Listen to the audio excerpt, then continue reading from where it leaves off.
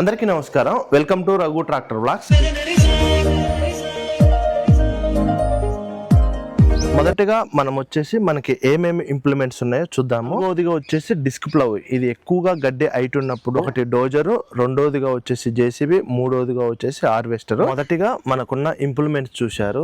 రెండోదిగా వచ్చేసి మా ఏరియాలో గంటల లెక్క నడుస్తాయా. మనకి ఇంతకు మునుపు 4 ట్రాక్టర్లు ఉన్నాయి కదా, అందుకనే రెండు ఇంప్లిమెంట్స్ అయితే తీసుకున్నాము. మొదటిగా వచ్చేసి దమ్ముకు చూసినట్టయితే ఎకరానికి వచ్చేసి గత 2 సంవత్సరాల నుంచి ఈ కల్టివేటర్ ని విప్పి మేము బోధలు తగిలి. అందరికీ నమస్కారం. Welcome to Raghu tractor blog. ఈ రోజు బ్లాగ్ వచ్చి ఏంటంటే మా గ్రామంలో టోటల్ గా ఎన్ని ట్రాక్టర్లు ఉన్నాయి, అదే విధంగా మనకి ఏమేమి ఇంప్లిమెంట్స్ ఉన్నాయి, మనం ఆ ఇంప్లిమెంట్స్ తో వర్క్ చేస్తే రైతులు మనకి ఎంత ఇస్తారు అన్నదైతే ఈ వీడియోలో నేను చెప్పబోతున్నాను. చాలా మంది నన్ను కామెంట్స్ లో కూడా అడుగుతున్నారు, అన్న మీ ఏరియాలో ఎకరాల లెక్క దున్నుతారా లేకపోతే గంటల లెక్క దున్నుతారా అని అడుగుతున్నారు. ఆ డౌట్ కూడా నేనైతే ఈ వీడియోలో అయితే క్లియర్ చేయబోతున్నాను. చాలా మంది వీడియో చూస్తున్నారు, లైక్ చేయడం మర్చిపోతున్నారు. మీరు లైక్ చేసి కింద ఉన్న హైప్ బటన్ మీరు ప్రెస్ చేయడం వల్ల ఈ వీడియోని ఇంకా కొంతమందికి యూట్యూబ్ రికమెండేషన్ చేస్తుంది. దయచేసి లైక్ చేసి హైప్ చేస్తారనుకుంటున్నాను. ముందుగా వీడియో చూస్తున్న ప్రతి ఒక్కరు కూడా మన ఛానల్ ని సబ్స్క్రైబ్ చేయడం మర్చిపోమాకండి. మొదటగా మనం వచ్చేసి మనకి ఏమేమి ఇంప్లిమెంట్స్ ఉన్నాయో చూద్దాము. ఒకటి వచ్చేసి రోటావేటర్, ఇది మొన్న రీసెంట్ గా మనకి జాండీర్ ట్రాక్టర్ తో వచ్చిన రోటావేటర్.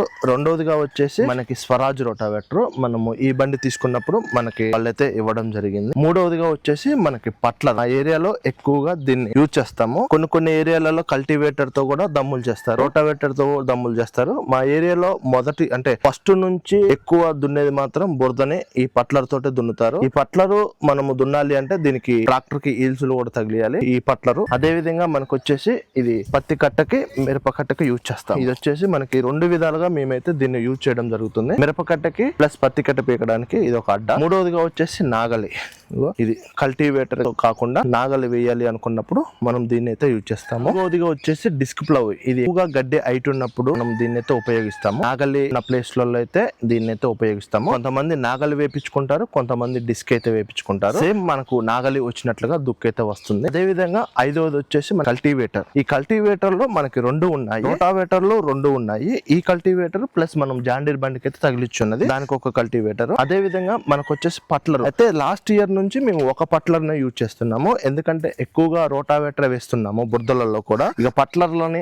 ఆపాలి అన్నట్లుగా దీన్ని అయితే లాస్ట్ ఇయర్ పక్కన వేసాము. ప్రెసెంట్ ఒక పట్లర్ నే మేము యూజ్ చేస్తున్నాము. మనకున్నది 2 సెట్లు, కల్టివేటర్లు 2 సెట్లు ఉన్నాయి, పట్లర్లు 2 సెట్లు ఉన్నాయి, రోటావేటర్లు 2 సెట్లు ఉన్నాయి. అదే విధంగా నాగలైతే 2 ఉంటే ఒకటైతే అమ్మేసాము. ప్రెసెంట్ మనకు డిస్క్ ఉన్నది మాత్రం ఒకటే. మన దగ్గర ఉన్న ఇంప్లిమెంట్స్ అయితే ఇవే. మా ఏరియాలో ఎక్కువగా మేము గంటల లెక్క దున్నుతామా లేకపోతే ఎకరాల లెక్క దున్నుతామా అన్నదైతే ఇప్పుడైతే చెప్తున్నాను. మా ఏరియాలో మొదటి నుంచి కూడా మేము ఎకరాల లెక్కనే దున్నుతాము, గంటల లెక్క ఎప్పుడు కూడా దున్నము. గంటల లెక్క దున్నే బండ్లు ఏంటి అంటే ఒకటి డోజరు, రెండోదిగా వచ్చేసి జేసీబీ, మూడోదిగా వచ్చేసి హార్వెస్టర్. ఇవి 3 తప్ప మిగిలిన ట్రాక్టర్లు మొత్తం కూడా మొదటి నుంచి మేము ఎకరాల లెక్కనే దున్నుతాము. రోటావేటర్ వేసినా గానీ, ప్లవులు వేసినా గానీ, ఏది దున్నినా కూడా ఎకరాల లెక్కనే కానీ మేము గంటల లెక్క అయితే దున్నము.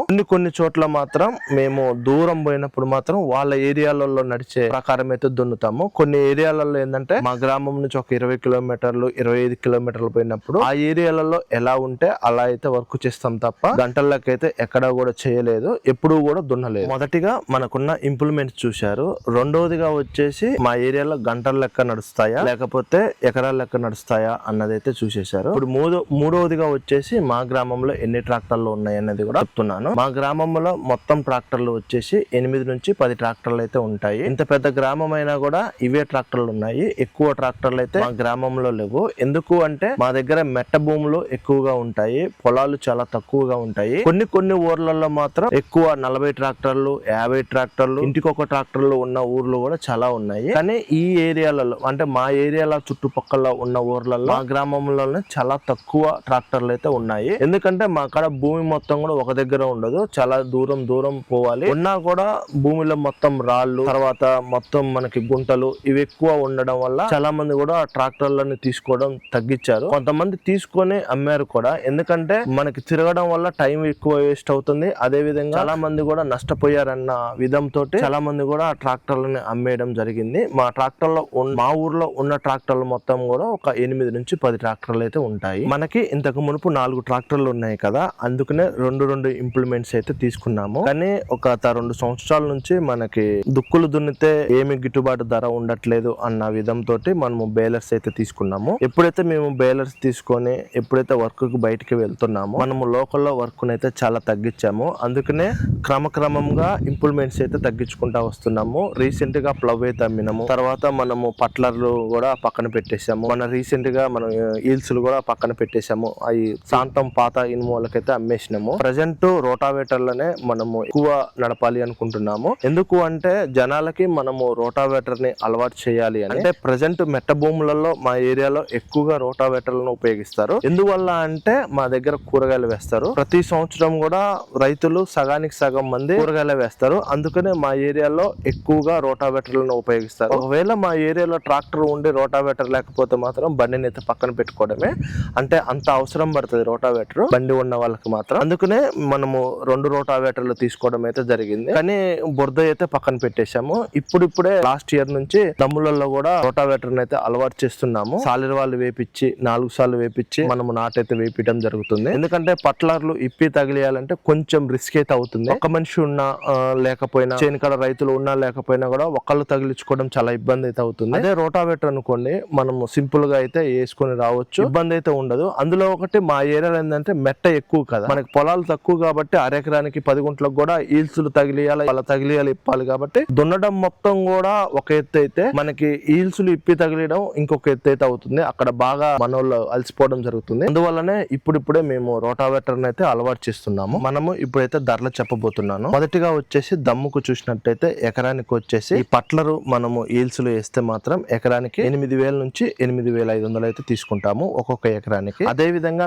నాగలి వేస్తే మాత్రం 2,500 తీసుకుంటాము ఎకరానికి. అదే పత్తి కట్ట గాని మిరప కట్ట గాని పీకితే మాత్రం ఎకరానికి 1,000 రూపాయలు తీసుకుంటాము. ఒకవేళ కట్టె నెడితే మాత్రం ఎకరానికి వచ్చేసి కట్టె నెట్టి పీకినందుకు 1,500 తీసుకుంటాము. ఒకవేళ ఉత్తగని నెడితే మాత్రం 500 అయితే తీసుకుంటాము. రోటావేటర్ వచ్చేసి 2,200 నుంచి 2,400 అయితే తీసుకుంటాము. కల్టివేటర్ అయితే మాత్రం మనకి దాదాపుగా 1,500 నుంచి 1,600 అయితే తీసుకుంటాము ఒక్కొక్క ఎకరానికి. అదే విధంగా డిస్క్ ప్లవ్ వచ్చేసి మనకి 2,300 నుంచి 2,400 మధ్యలో అయితే తీసుకుంటాము. నాగలికి డిస్క్ కి ఒక 200 రేట్ అయితే తేడా ఉంటుంది. మా దగ్గర ఉన్న ఇంప్లిమెంట్స్ రేట్లు అయితే ఇవి. ప్రతి ఒక్క ఎకరానికి ఇవైతే ఛార్జ్ చేస్తాము. నేను ఇంతకు మునుపు గతంలో మన షార్ట్ వీడియోలో కూడా చెప్పాను ఇంప్లిమెంట్స్ కి ఇంత రేట్ అని. మళ్ళీ ఈ వీడియో కూడా కామెంట్ చేయడం వల్ల వీడియో తీయడం జరుగుతుంది. గత 2 సంవత్సరాల నుంచి ఈ కల్టివేటర్ ని విప్పి మేము బోదెలు తగిలిచ్చేదైతే పెడుతున్నాము. ఎందుకు ఇలా పెడుతున్నామంటే పత్తి వేయడం అయిపోయిన తర్వాత టోటల్ గా పత్తిని పీకి మేము కల్టివేటర్ వేసి మళ్ళీ బోదెలు తోలి ఆ తర్వాత మొక్కజొన్న పెట్టడం గానీ లేకపోతే